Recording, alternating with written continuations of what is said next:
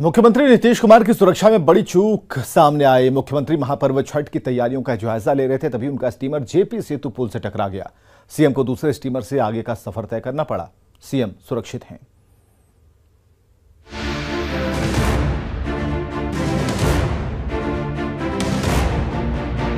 बिहार के मुख्यमंत्री नीतीश कुमार एक हादसे में बाल बाल बच गए। हुआ यूं कि मुख्यमंत्री छठ को लेकर छठ घाटों का निरीक्षण कर रहे थे। पटना के नासुरीगंज घाट से मुख्यमंत्री नीतीश कुमार छठ घाटों के निरीक्षण के लिए निकले थे।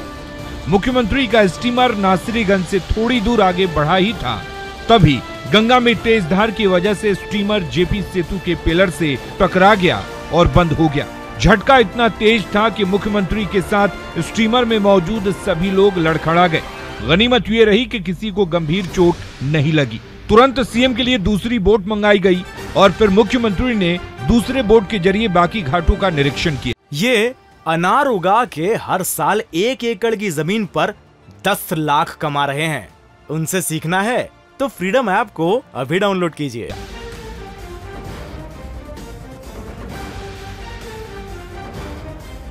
मुख्यमंत्री नीतीश कुमार इस वक्त देखिए एक अन्य मार्ग अपने आवास इस वक्त पहुंच रहे हैं और जो जिला प्रशासन की ओर से भी जो हमें जानकारी दी गई है, मुख्यमंत्री बिल्कुल सुरक्षित हैं। जिला प्रशासन का दावा है कि सीएम को किसी तरह की चोट नहीं आई है और तकनीकी खराबी की वजह से बोट को बदला गया।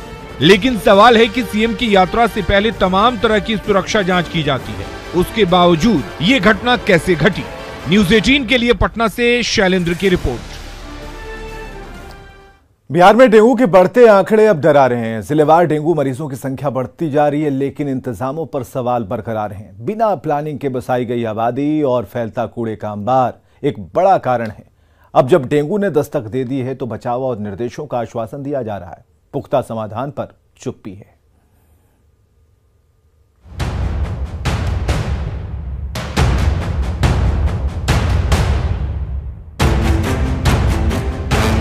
डेंगू के डंक से बिहार कराह रहा है। तस्वीरों में आरोपी मच्छर नजर नहीं आएंगे, लेकिन वजहों में बदइंतजामी और लापरवाही जरूर दिखेगी। पटना से पूर्णिया तक की 8 तस्वीरों को सबसे पहले देखिए। अनप्लान्ड शहरों की बसावट ने डेंगू को इतनी ताकत दे दी है कि हजारों लोगों को अस्पताल की बेड पर चित कर रखा है। गोपालगंज में डेंगू के साथ चिकनगुनिया, कालाजार और टाइफाइड के मरीज बढ़ते जा रहे हैं। शुरुआती लक्षणों के आधार पर चिकित्सक परेशानी को दूर करने की सलाह दे रहे हैं। डेंगू के साथ साथ अभी सर्दी खांसी के भी मरीज पहुंच रहे हैं बहुत ज़्यादा। हाँ, टाइफाइड है और अभी जैसे पानी का सीजन है, बारिश के बाद थोड़ा सा ये पेट खराब वाला मरीज और टाइफाइड वाला मरीज भी बढ़ जाते हैं। मुजफ्फरपुर के सदर अस्पताल में मरीजों से पहले उस बेड को देखिए जहां डेंगू के मरीजों का इलाज होगा। फिलहाल वार्ड में मरम्मत का काम चल रहा है, लेकिन गंदगी और नालों का हाल देखकर ऐसा लगता है कि डॉक्टर तक पहुंचने से पहले मरीज को एक बार फिर से बीमार होना पड़ेगा। सदर अस्पताल मुंगेर की तस्वीर के साथ डेंगू के बढ़ते आंकड़ों पर भी गौर फरमाना होगा। शुक्रवार को डेंगू के 47 नए पॉजिटिव मरीज मिले थे और कईयों की रिपोर्ट आनी अभी बाकी है। मच्छरदानी ही बता रही है कि आगे डेंगू वार्ड है। लैट्रिन बाथरूम का सुविधा नहीं है, बहुत गंदगी है, साफ सफाई नहीं है जी। बाकी दवाई सब मिलती है। हाँ, दवाई मिल रहा है, सुई चल रहा है, पानी भी चल रहा है। डेंगू वार्ड का हाल देखते देखते कटिहार पहुंचे तेजस्वी यादव से भी जब सवाल पूछे गए तो उन्होंने पूरी तैयारी की बात कही। किससे तैयारी कर रहे हैं? हर जगह जो है नगर आयुक्त को वीडियो कॉन्फ्रेंसिंग द्वारा जो है प्रधान सचिव ने वीडियो कॉन्फ्रेंसिंग की है।